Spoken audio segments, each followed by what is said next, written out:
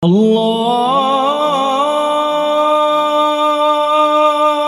Akbar,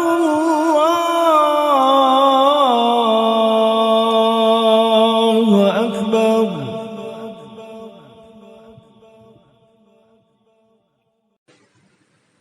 Kalau ilmu itu dipahami sesuatu yang mengetahui sesuatu dengan sesuai kenyataan, maka ma'rifat juga diartikan demikian. Terus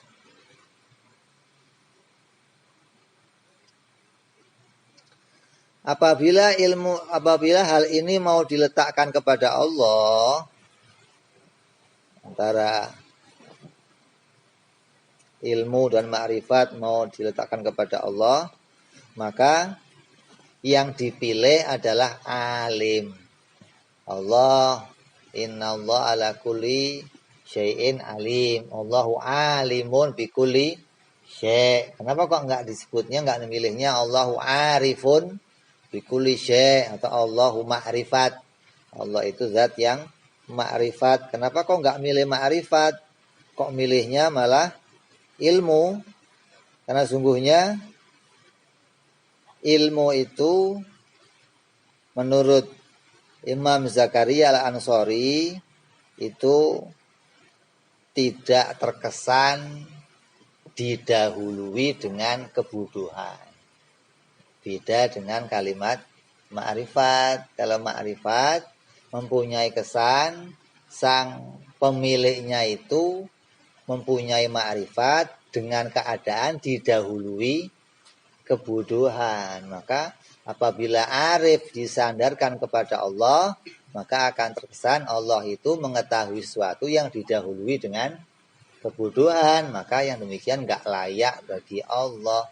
Allah ilmunya tidak didahului dengan kebodohan. Maka yang lebih layak disandarkan kepada Allah adalah alimun, bukan arifun. Terus la yuqala. La yuqalu. La yuqalu ora kena diucapake ida kana. Dalam nalikane ana apa at-tahqiqu kenyataane iku annal ilma.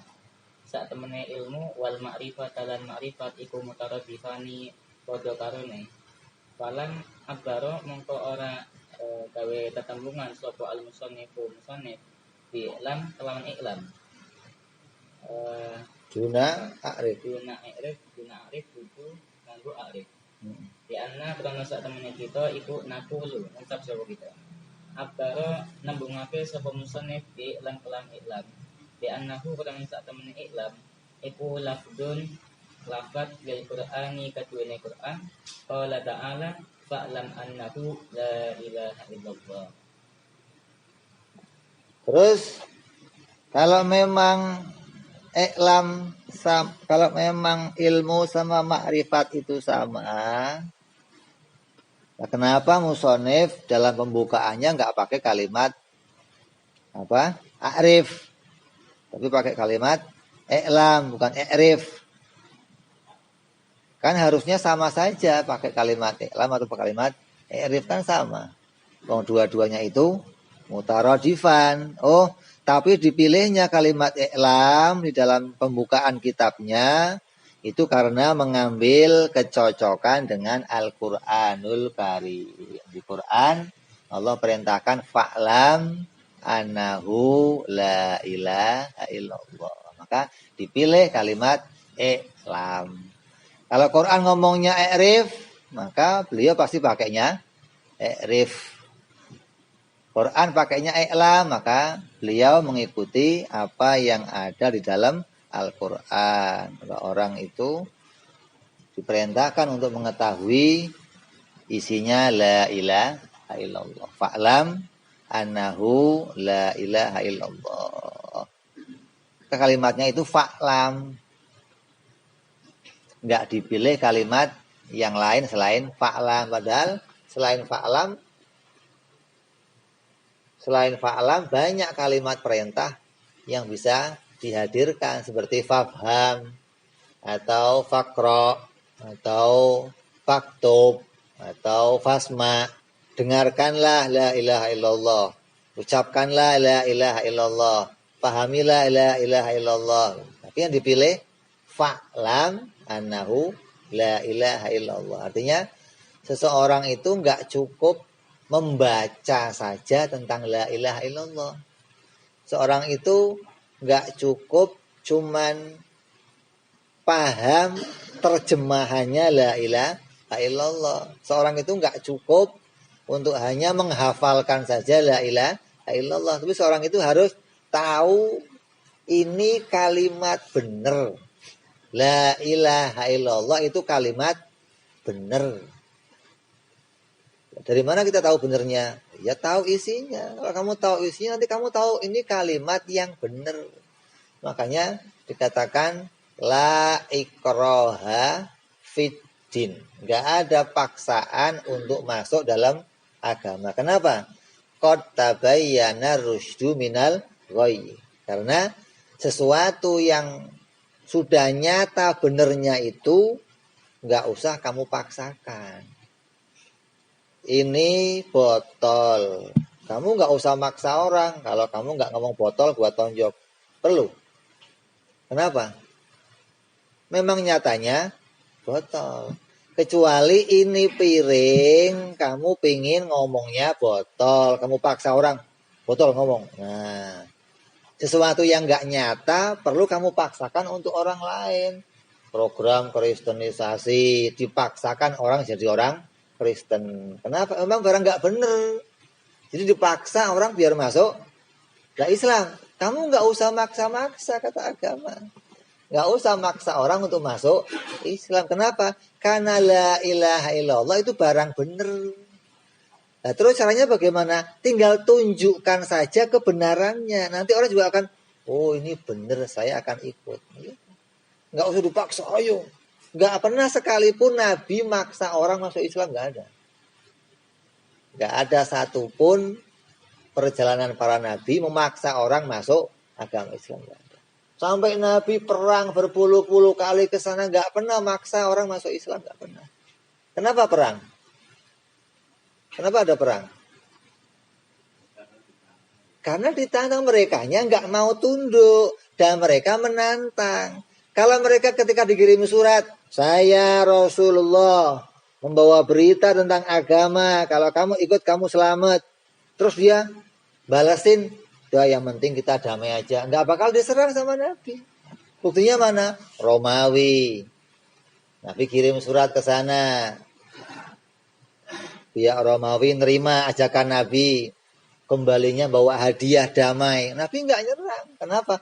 Oh berarti dia mau milih pendapatnya sendiri, pilihan tapi nggak maksa harus kalau nggak mau Islam saya nggak ada begitu.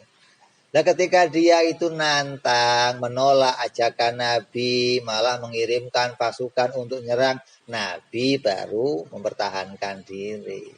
Begitu. Jadi nggak ada paksaan dalam agama. Kenapa sebabnya? Karena agama sudah jelas. La ilaha illallah itu kalimat benar. Muhammadur Rasulullah kalimat bener, nggak usah dipaksa. 1 tambah 1 berapa? 2. Jelas ini. 1 tambah 1 2. Prabowo, kamu tanya Pak Prabowo, 1 tambah 1 berapa? Jawabnya 2. Jokowi kamu tanya jawabnya berapa? 2. Enggak gara-gara musuhan terus, wah gua nggak mau samalah. Kata Pak Prabowo berapa? 2. Saya 3 lah. Nggak ada begitu, nggak ada. Walaupun musuhan, ketika itu barang benar, nggak akan pernah berbeda, nggak akan. Gitu loh. Jadi yang dimaksud tidak ada paksaan dalam agama, karena agama itu barang benar. Kamu nggak usah maksa-maksa orang. Kalau kamu sudah tampakkan kebenarannya, orang pasti akan ikut.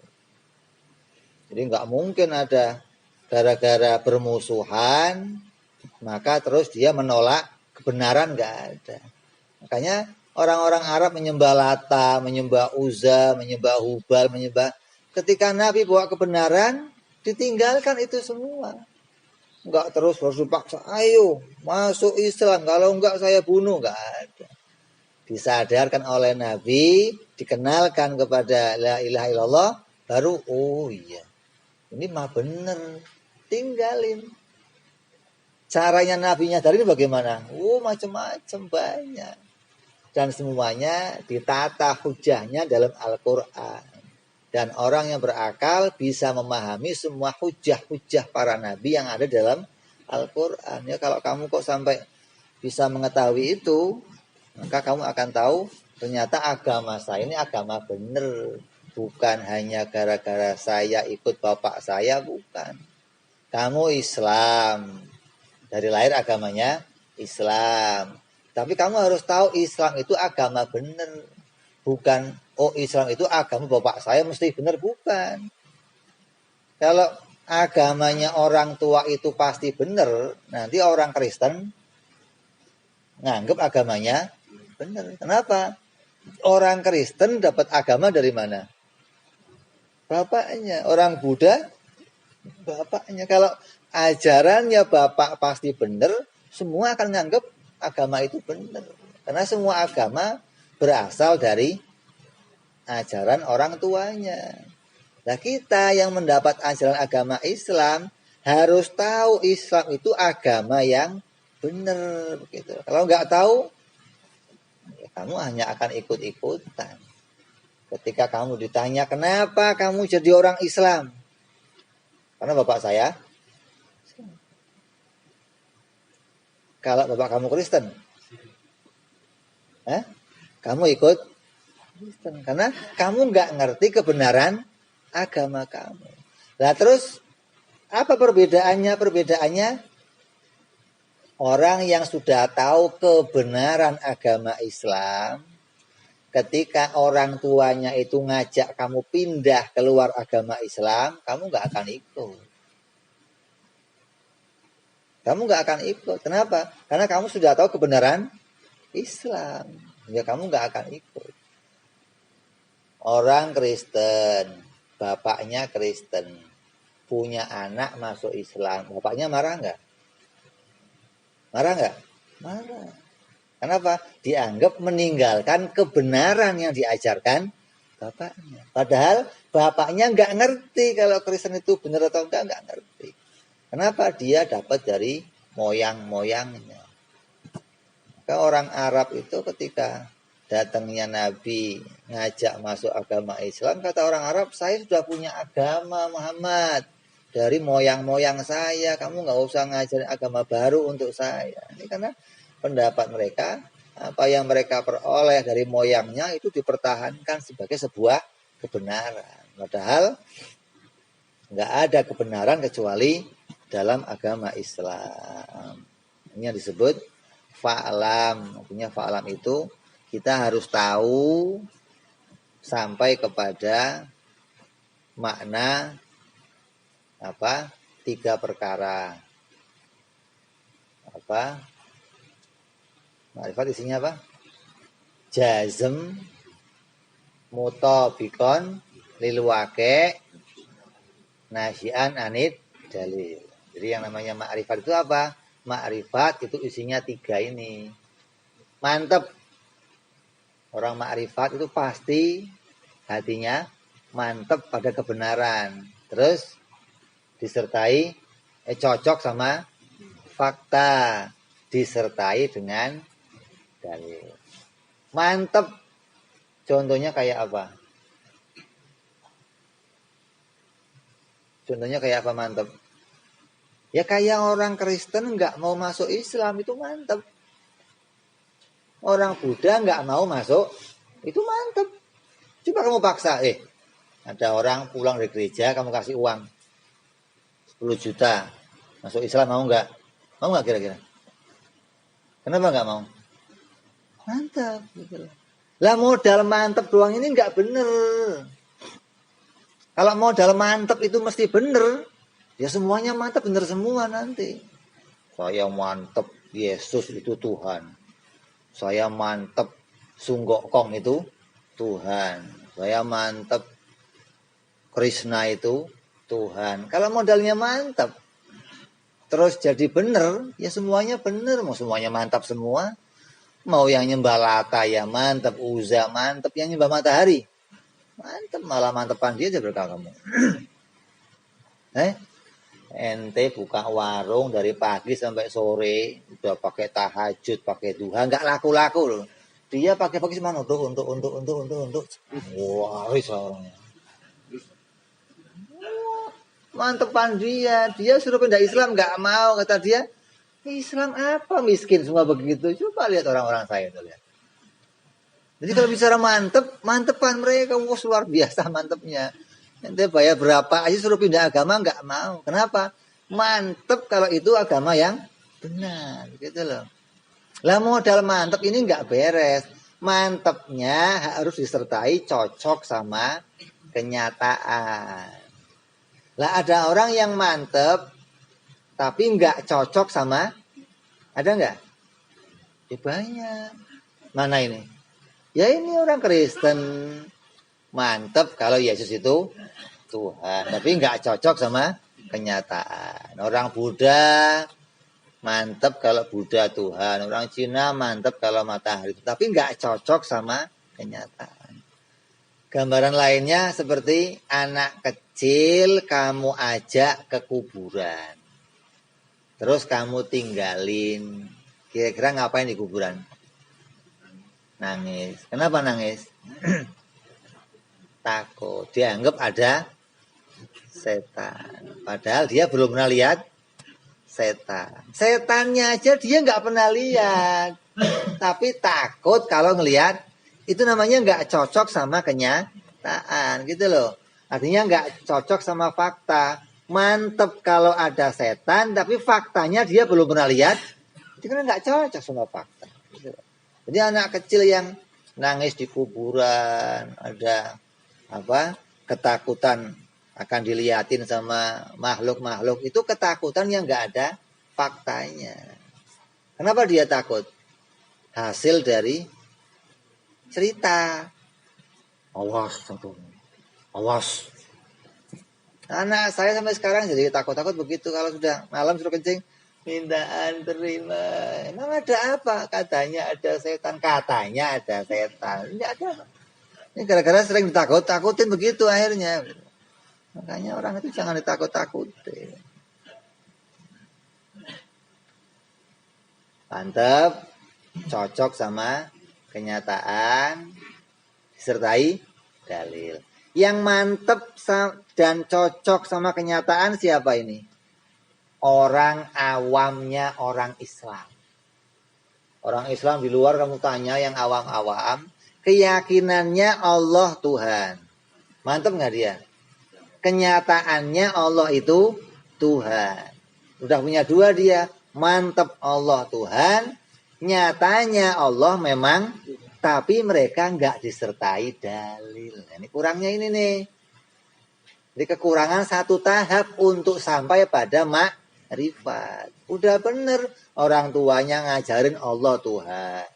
Dia mantep Allah itu Tuhan. Tapi dia nggak punya dalil kalau Allah betul-betul Tuhan. Nah, untuk makrifat kamu butuh yang ketiga ini. Lah fungsinya ngaji tauhid ngapain? Ya yang ketiga ini. Kalau mau cari mantep, kamu sudah mantep. Kamu mau dikasih Indomie pindah Kristen mau nggak? Nggak mau. Dikasih berobat gratis 2 tahun pindah Kristen mau? Nggak mau.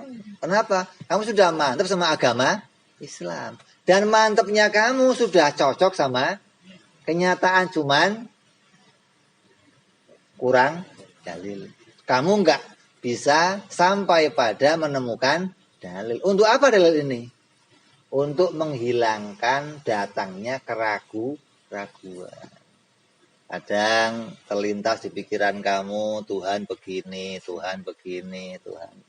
Ini lintasan-lintasan ini bisa hilang kalau kamu punya dalil, gitu loh. Kamu punya bukti Allah bersifat wujud, Allah bukan jirim, Allah bukan a'rad. Semua dalil ini akan menghilangkan semua yang terlintas di pikiran kamu. Yang dikatakan sama Allah, yuwaswisu fi sudurin nas minal jinnati wan nas. Ketika ada yuwaswis begitu, orang-orang yang punya dalil ya nggak akan terpengaruh, nggak akan terkena kebimbangan kepada apa yang dibisikkan oleh setan. Apa yang sering setan bisikkan? Banyak. Allah itu besar, Allah di atas. Ada lagi Allah laki-laki. Allah gede ya, putih. Allah pakai kerudung. Macam-macam bisikan-bisikan. Lah itu semua bisa ditepis kalau kamu punya dalil tentang ketuhanannya Allah. Kalau nggak punya bagaimana? Nggak mungkin bersih, nggak mungkin. Walaupun kamu biasa wiritan, kamu biasa kumpul sama orang Islam, biasa puasa, biasa. Kamu nggak akan bisa membersihkan hati kamu dari yuwaswis. Yang bisa membersihin yuwaswis cuman dalil. Kenapa sih? Dalil itu mengantar kamu pada fakta. Kalau kamu nggak punya dalil, kamu nggak akan punya alat untuk menepis semua keraguan-raguan yang muncul dari setan. Setan ngatain Allah punya mata. Kamu punya dalil Allah melihat nggak pakai mata, hilang itu.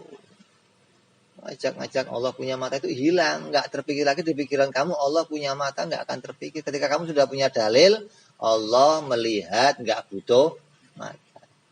Allah wujud bukan jirim, Allah sifatnya bukan a'rad. Udah punya dalil, kamu nggak akan terpengaruh ayat Quran sekalipun Allah ada di atas, kamu nggak terpengaruh. Kamu kok nggak punya dalil, akan terpengaruh ayat Quran loh ini. Kamu mau nentang Quran, Allah ada di.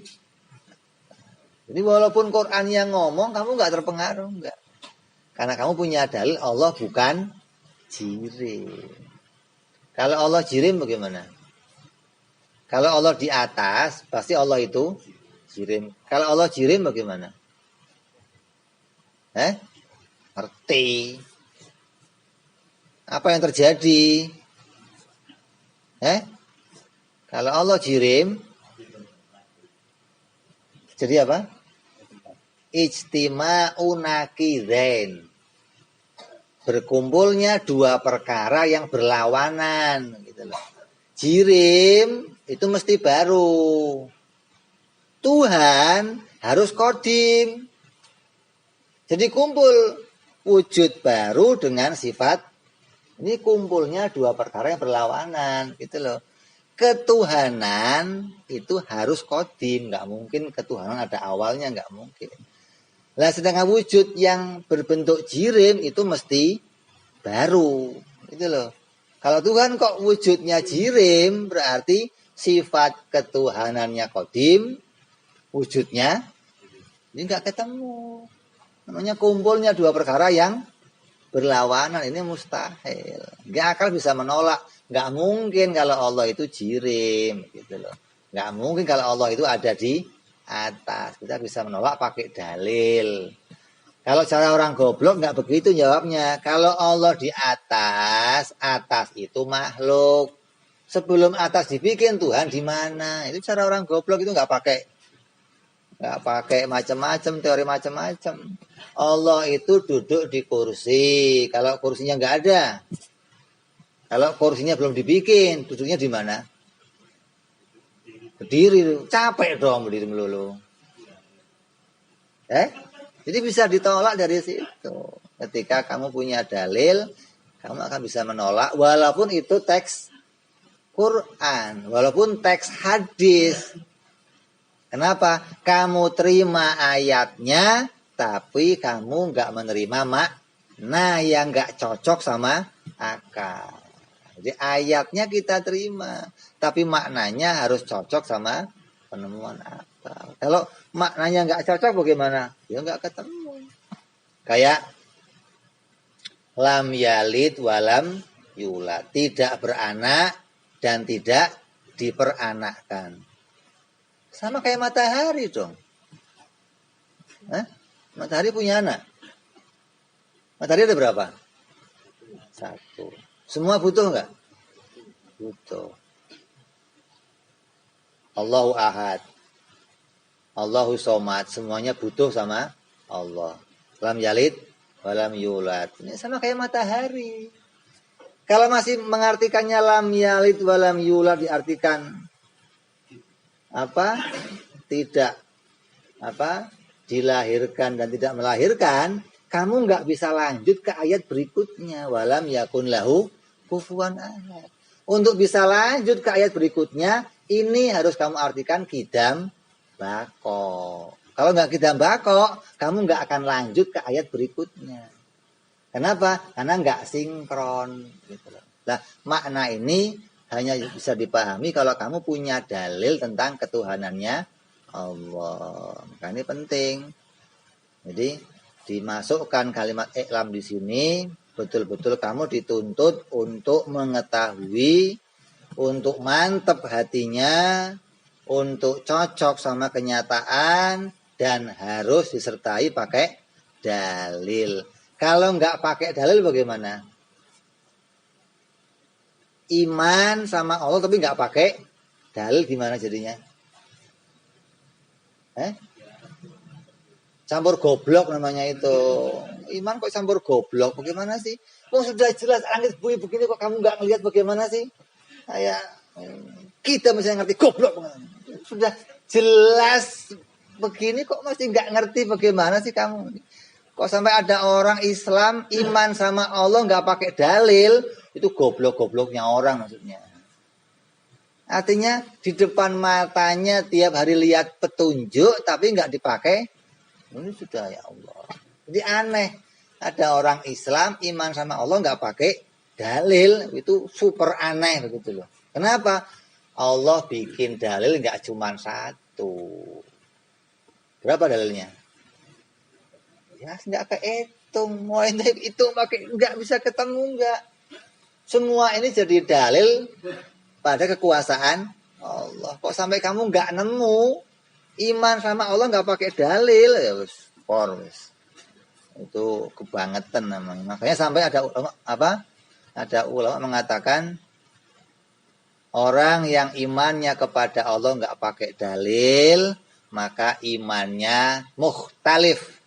Imannya diperselisihkan antara sah dan tidak sah juga. Sebagian mengatakan sah, sebagian ngomong nggak sah. Memilih mana ente? Yang mengatakan nggak sah bagaimana? Karena kamu dikasih akal. Akalnya sehat, bisa mikir. Kok sampai kamu nggak mau mikir, maka kamu dianggap imannya nggak sah. Satu lagi mengatakan kamu berdosa, meninggalkan perintah berpikir, mencari dalil. Tiap orang dikasih akal oleh Allah, diperintah cari dalil. Kenapa begitu? Manusia itu modalnya sama. Akal. Sedunia. Mau anaknya orang Kristen, orang Buddha, orang Hindu, modalnya akal. Nanti mereka ini ketika mati, kemudian akan disiksa oleh Allah, mereka bisa nggak pakai hujah, ya Allah, kenapa saya lahirnya bapaknya Kristen? Kalau saya, ya Allah, lahir bapaknya Islam, saya pasti iman. Karena saya lahir bapaknya Kristen, ya Allah, saya nggak bisa iman. Maka saya nggak mau dihukum, ya Allah. Karena saya dilahirkan dari bapak Kristen. Bisa nggak hujah begini dipakai di langit nanti? Bisa nggak? Kenapa nggak dipakai? Karena modalnya sama, begitu loh. Modalnya apa? Akal. Nah sekarang kita konsekuen ini. Kalau modalnya akal, akalnya mereka disuruh berpikir. Dari Kristen disuruh pindah masuk Islam. Harus berpikir. Kalau nggak berpikir, jadinya apa? Kafir. Gitu kan? Gara-gara nggak mikir jadinya. Nah sekarang anaknya orang Islam disuruh mikir nggak? Kalau nggak mikir bagaimana? Sama harusnya dong. Gimana sih? Oh modalnya sama kok. Oh kalau saya mau nggak usah. Enak banget loh. Begitu loh. Jadi kata Imam Sanusi, walaupun anaknya orang Islam nggak mau mikir, kafir. Begitu loh. Karena statusnya sama. Anaknya orang Kristen nggak mau mikir, kafir. Anaknya orang Islam, ya kafir juga harusnya. Kenapa? Konsekuen hukum. Begitu loh. Tapi kata ulama ahli fikih, oh kalau anaknya orang Islam hanya maksiat. Ini kata ulama ahli fikih, ibarat dokter umum. Ngasihnya obat sebisanya gitu loh. Dokter umum kan beda sama dokter spesialis. Lah yang mutusin ini kafir siapa? Spesialis. Dokter spesialis mengatakan kamu kanker. Dokter umum, bukan kanker. Cek, ini kamu non medis ini sakitnya begitu. Non medis. Dokter umum nggak bisa mendeteksi penyakit kamu. Jadi kamu konsekuensi hukum itu. Kalau anaknya orang kafir harus mikir. Kalau nggak mikir dia kafir, neraka selama-lamanya. Lah anaknya orang Islam. Sama, begitu loh. Kalau kamu nggak tahu kebenaran agama Islam, nggak tahu Allah betul-betul Tuhan, status kamu sama. Kamu nggak selamat di akhirat. Dunia kamu boleh selamat. Kenapa? Kamu ngucapin la ilah, kamu selamat di dunia. Tapi di akhirat, kamu nggak selamat. Kenapa? Kamu nggak ngerti kalau Allah betul-betul Tuhan, gitu loh.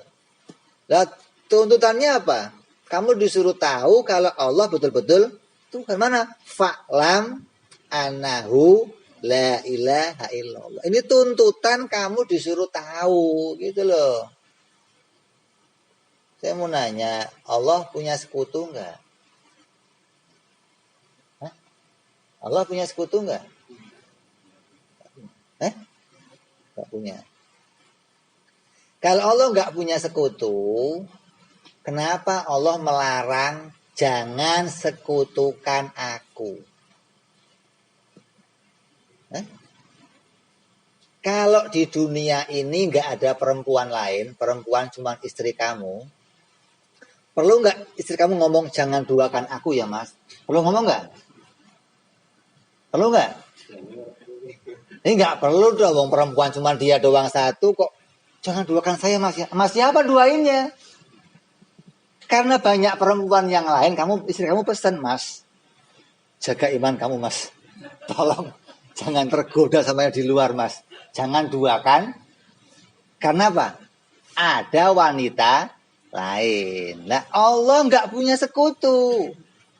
Tapi Allah pesen jangan duakan aku. Nah, gimana coba? Nggak mau dimadu kan? Padahal nggak punya madu. Nggak punya sekutu Allah itu. Terus faedah larangan itu kemana? Faedahnya apa? Allah melarang kita untuk menduakan Allah. Padahal nggak ada yang bisa diduakan, nggak ada. Apa faedahnya? Ya ini faedahnya, tauhidkanlah aku. Begitu loh. La tusyriku billah, maknanya yuwahidullah. Maknanya tauhidkanlah Allah. Esakanlah Allah. Itu faedahnya jangan sekutukan aku. Gitu loh. Kalau kamu sudah tahu Allah itu esa, kamu nggak akan menyekutukan Allah. Gara-gara kamu nggak ngerti Allah esa, maka kamu menganggap ada sekutu bagi kamu. Anggap nasi mengenyangkan, kamu anggap obat menyembuhkan, kamu anggap segala yang nampak dalam adat ini kelihatannya punya hasil. Gitu. Kalau dalam adat kelihatan punya hasil, berarti seakan-akan jadi sekutu bagi Allah. Itu faedahnya. Jadi la tusyriku billah maknanya yuwahhidullah, maknanya tauhidkanlah Allah, esakanlah Allah. Kalau enggak kamu esakan Allah, kamu pasti akan nabrak. Nanti kamu pasti akan melangkah kepada menyekutukan Allah. Ini faedahnya fa'lam. Kan konsekuensinya begitu. Hingga nanti ketika anaknya orang Kristen itu masuk neraka,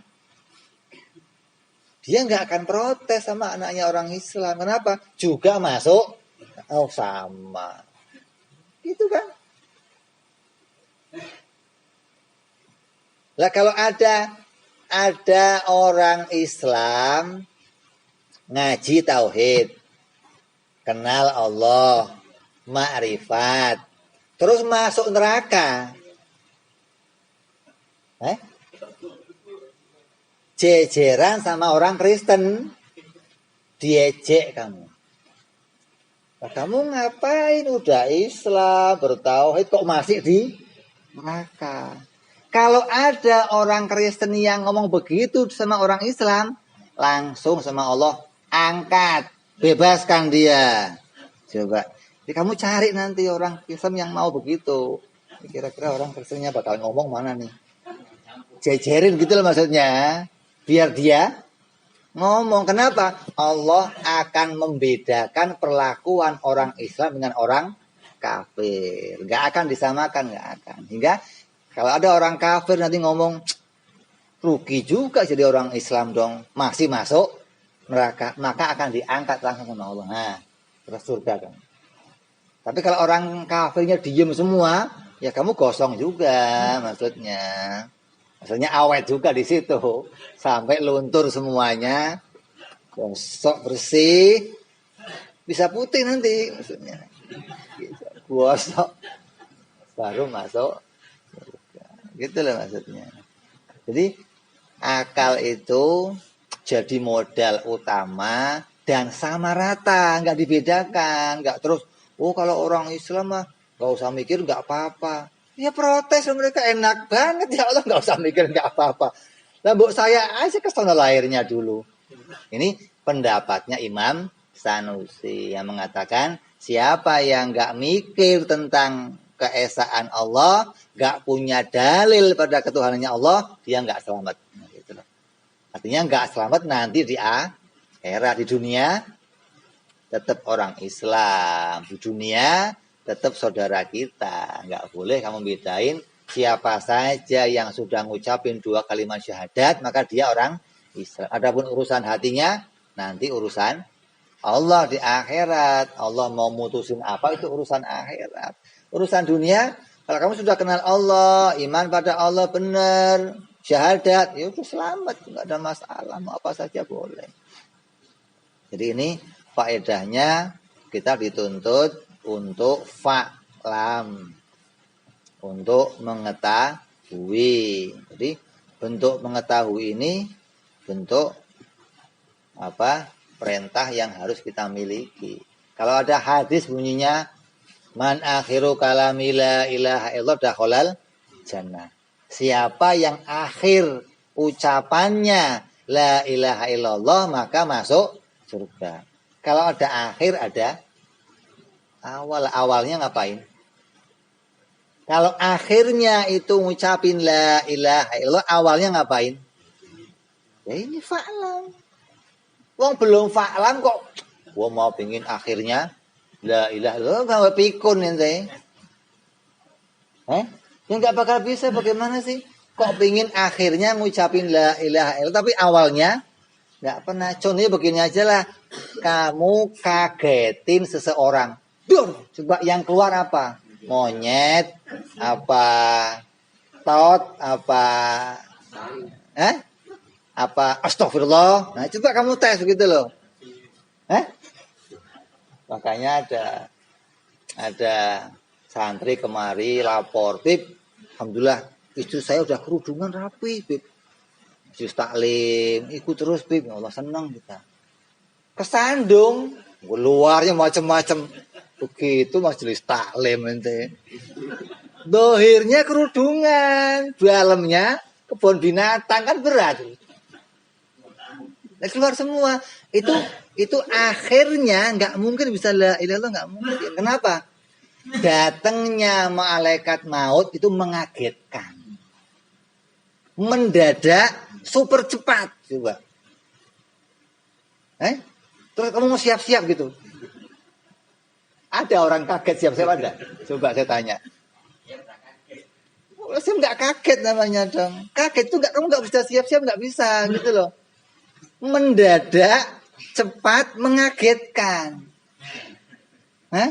Terus kamu mau ingat ini? Nggak bisa. Kalau nggak dari awal udah biasa la ilaha terus, nggak bisa ingat, nggak bisa. Gitu loh. Wong kamu kita yang nyata aja dalam hidup kebiasaan, dalam hukum adat, kita seringkali masih terpeleset. Dalam adat sering kepleset gitu loh. Ketika kena api, keinjek rokok, ya masih lari yang naruh rokok. Ya. Ada orang buang puntung rokok, samsu lagi. Kamu keinjek, yang dicari siapa? Yang naruh siapa? Yang naruh siapa itu? Ya Allah, masa ada yang bisa naruh selain Allah, bagaimana? Tapi kita nggak spontan ke arah itu. Kenapa? Termakan oleh adat tadi gitu loh. Yang dicari mesti Warno ini pasti. Warno lagi kena. Kenapa? Yang rokok Samsu dia masalahnya. Gitu. Yang dicari dia. Jadi spontan itu karena terbiasa sama hukum adat. Lah biar kita lepas bagaimana? Ya fa'lam ini. Kalau nggak fa'lam nggak bisa nggak. Udah. Oh mau ahli wirid kayak apa sudah. Nggak akan keluar makna ini ketika hatinya nggak tersimpan la ilaha illallah. Makanya modal fa'lam ini harus kita pahami. Kenapa kita harus ngaji tauhid? Kenapa? Karena modalnya sama. Orang kafirnya modalnya akal, kita anaknya orang Islam juga modalnya akal. Kalau kamu nggak andalkan ini untuk kenal Allah, nggak akan bisa. Lah akal itu bukan alat untuk menghindarkan kamu dari maksiat, bukan. Ada akalnya, berarti dia nggak boleh maksiat. Nggak begitu, nggak ada hubungannya, nggak. Akal ini alat menghindarkan kamu dari kesyirikan, begitu loh. Biar kamu nggak nabrak hak-haknya Allah, kamu nggak nabrak haknya Rasulullah, kamu nggak nabrak hak kehambaan kamu, begitu loh. Itu modalnya apa? Akal. Jadi orang punya akal itu bisa terhindar dari kesyirikan, bukan dari kemaksiatan. Beda kalau maksiat nanti ukurannya beda lagi. Apa sih alat agar saya nggak maksiat? Beda lagi nanti alatnya. Ada yang bisa kita hadirkan untuk kita mencegah diri dari maksiat. Tapi kalau kafir, cara terhindar dari syirik ya pakai akal ini. Nah kalau cara menghindarkan diri dari maksiat, ada lagi yang namanya ihsan. Ada iman, ada Islam, ada ihsan. Orang yang sampai pada makom ihsan, maka dia ini orang yang nggak akan maksiat, gitu loh. Lah kita ini kadang sampai, kadang lupa pada keadaan ihsan. Contoh, kamu kalau sholat duhur 4 rakaat pernah dikurangin nggak? Jadi 2, jadi 1, pernah nggak? Pernah. Sepi, nggak ada orang, nggak ada yang lihat. Mumpung nggak ada orang, serakaat aja lah. Pernah begitu? Kenapa nggak pernah? Kenapa nggak pernah? Karena kamu yakin Allah melihat. Berarti kamu sudah punya makom ihsan di situ. Hanya makom ihsannya baru tahapan pertama, baru tahapan permulaan, baru tahapan mengingat Allah, belum sampai pada tahapan yang terus menanjak hingga pada tiap perkaranya lihat Allah terus. Maka makom ihsan inilah yang bisa membawa kita terhindar dari kemaksiatan. Kalau akal, alat yang membawa kita terhindar dari kesyirikan. Kamu nggak sampai mengenal Allah dengan sifat-sifat yang salah, apalagi sampai membuang sifat Allah, lebih rusak lagi. Ada nggak orang yang buang sifat Allah? Ada nggak? Allah itu nggak punya sifat, ada? Ada? Ada. Siapa? Mu'tazilah, orang Islam, bukan orang kafir, orang Islam. Kalau orang kafir Allah nggak ada malah. Orang Islam mengakui Allah itu ada tapi nggak punya sifat. Lebih berat lagi. Artinya dia nggak bisa fa'lam anahu la ilaha illallah. Kata dia begini. Ini tembok putih. Tembok putih ini, putih itu tembok bukan? Putih bukan tembok. Berarti tembok dan putih satu barang apa dua barang? Dua. Allah mempunyai sifat. Kalau Allah punya sifat berarti dua barang. Enggak wahdaniyah. Biar wahdaniyah bagaimana? Sifatnya dibuang. Cukup zat. Kalau cukup zat doang baru wahdaniyah. Ada Mu'tazilah namanya kelompok yang membuang sifat hingga pelajaran kita dibid'ahkan oleh mereka gitu loh. Enggak ada pelajaran belajar sifat Allah, enggak ada. Kenapa? Allah enggak punya sifat. Coba. Punyanya apa? Nama, zat dan ini ada, kan repot. Ada zat bisa menciptakan sesuatu tapi enggak punya sifat. Kalau Allah itu terdiri dari zat dan sifat, berarti dia ada dua. Kalau dua berarti enggak bisa wahdah. Sedangkan di Quran, Qul huwallahu ahad wa ilahukum ilahun. Jadi biar wahid bagaimana? Buang sifatnya.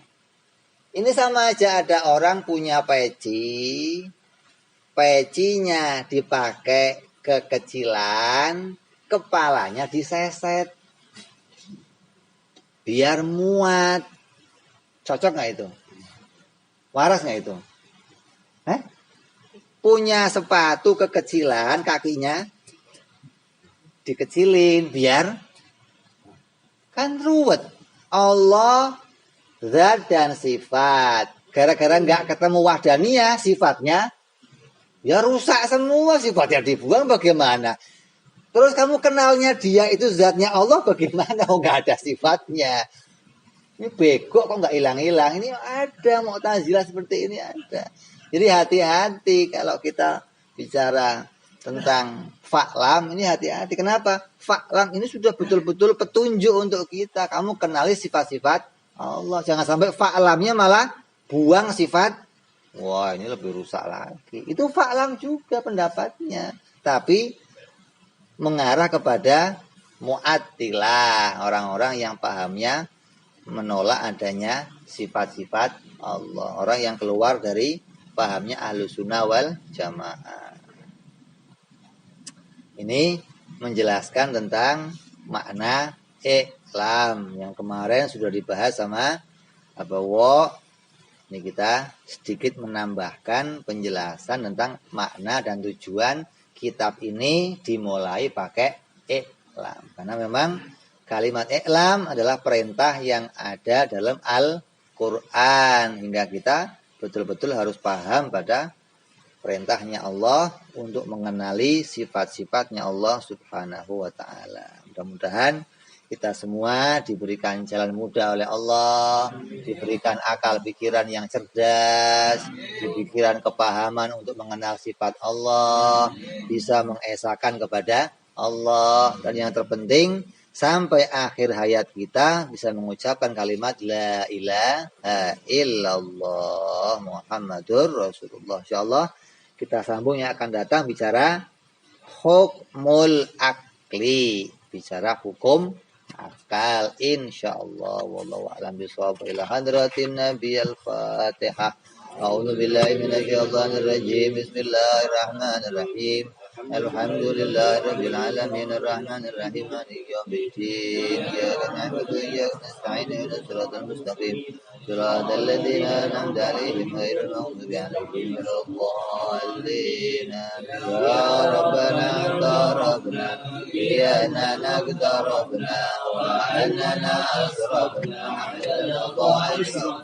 wa tub 'alaina tawbatan taghfir li kulli hawba واغفر لنا عوراتي وآمن روعاتي واغفر لوالدينا ومولدينا والآل والإخوان وسائر العباد وكل ذي محبة أو جيرة أو صحبة والمسلمين أجمعين رب فضلا مجهودا منا لا باكتساب منا بالمصطفى رسولنا وبكل سهل صلى وسلم ربي عليه عند الحمد وآله وصحبه عدد قاس سحبه والحمد لله بالفتح سبحان ربك رب العزة عما يصفون وسلام على المرسلين والحمد لله رب العالمين.